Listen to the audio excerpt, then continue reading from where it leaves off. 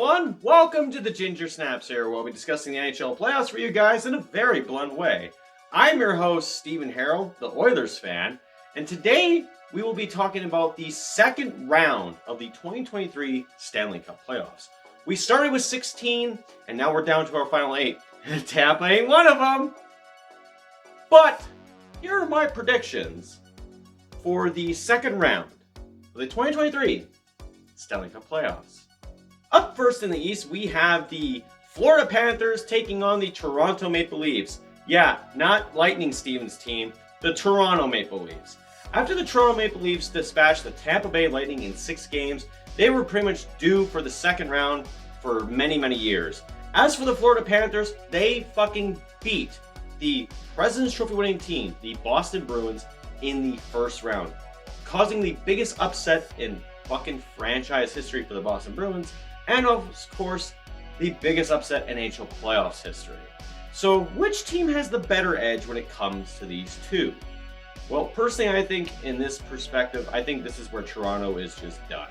I honestly feel like the Toronto Maple Leafs will not really have that momentum to actually go past the second round.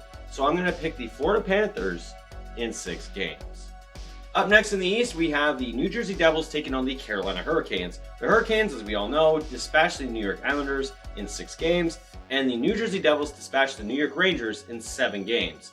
Now, when these two teams now lock horns with each other, it's not going to be a very easy conflict at all. I mean, both teams have something to prove. The Carolina Hurricanes can prove that they can go to the conference finals. The New Jersey Devils, after years of rebuild after rebuild after rebuild, they're for real this time. But when it comes to this series, I feel like it's going to be just like the Rangers-Devils series. It's going to go the distance. It's going to go to Game 7. But I'm going to actually pick the Carolina Hurricanes edging out the Devils in Game 7.